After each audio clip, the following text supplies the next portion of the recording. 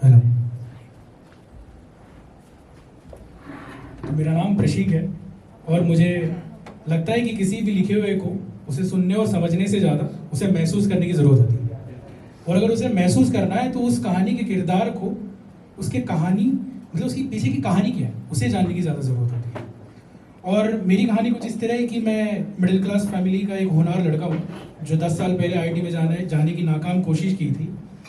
और कुछ चंद entrance exams के मार्क्स पे मैंने इंजीनियरिंग में एडमिशन लिया और 120 लड़कों के साथ मैकेनिकल इंजीनियरिंग मैंने की। और फिर लगा कि कुछ ज़िंदगी में अब भी बाकी है, तो यूरोप चला गया, एमबीए कर लिया। फिर वापस आया इंडिया, स्टार्टअप करने की ज़रूरत की। अब भी लगा कि ज़िंदगी में कुछ बाकी है, तो बैंगलोर आ गए, 9 to 5 में गुलाम बन गए। और मुझे लगता है कि ज़िंदगी में एक उम्र के बाद आपको दो चीज़ों की अहमियत है, वो बहुत ज़्यादा हो जाती है। एक है प्यार और दूसरी नौकरी। और इन दोनों में एक बड़ी कॉमन सी चीज़ है कि शुरुआत में बहुत मज़ा आता है, मगर जब प्रोबेशन पीरियड ख़त्म होता है ना, तब ऐसा लगता है कि रेजिग्नेशन कब डालूं और कब मैं बाहर निकलूँ, राइट। तो मेरी प्यार की कहानी कुछ इस तरह है कि ये शायरी, ये नज़में, ये कविता ज़माना सब समझ लेता है। समझ रहे हो? ये शायरी, ये नज़में, ये कविता ज़माना सब समझ लेता है। मैं वो अय्यर हूँ, मैं वो अय्यर हूँ जिसकी बबीता को हर बार कोई जेठालाल।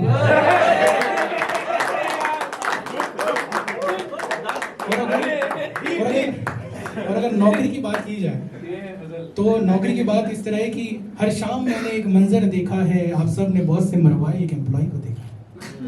कि हर शाम मैंने एक मंजर देखा है, आप सब ने बहुत से मरवाए एक एम्प्लॉय को देखा है। यूं तो गुलाम नहीं हम उनके, ये समझ लीजिए। यूं तो गुलाम नहीं हम उनके, ये समझ लीजिए।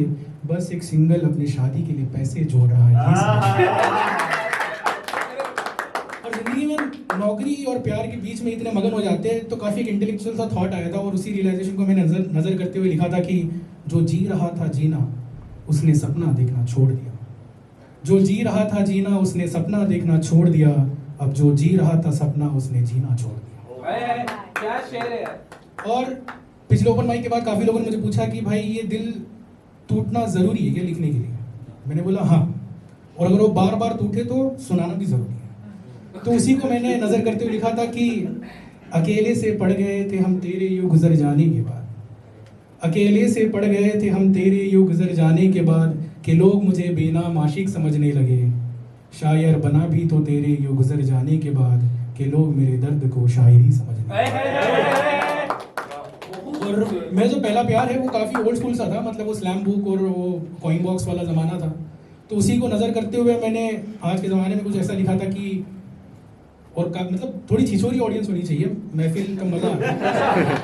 एकदम शान से बैठे हुए, मैं भी शान था, बट अब थोड़ा समझो कि फलक को साफ करके मैंने एक चांद देखा था। कि फलक को साफ करके मैंने एक चांद देखा था, मेरी इन्हीं हथेलियों पे तेरा नाम लिखा था।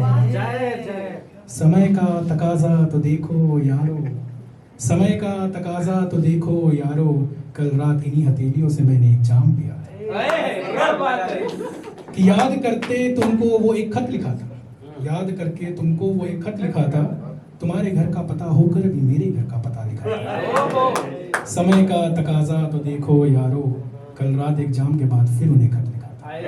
क्या बात। यूं तो शायर नहीं हूँ मैं, मगर उसको याद करके वो सब लिखा था।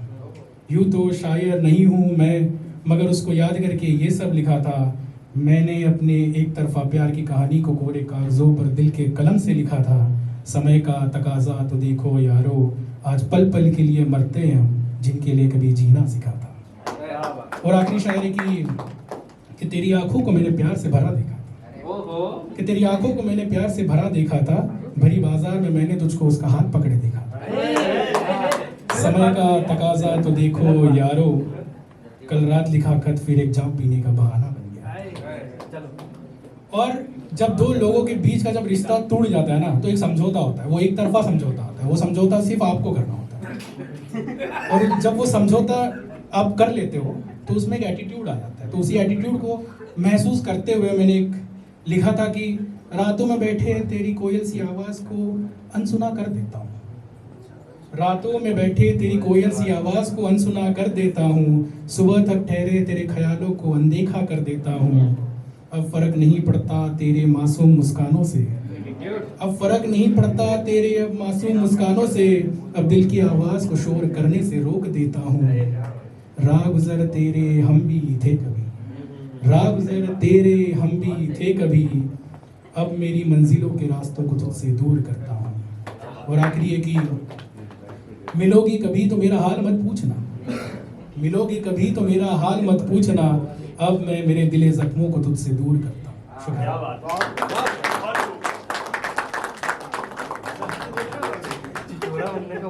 Thank you so much for that performance.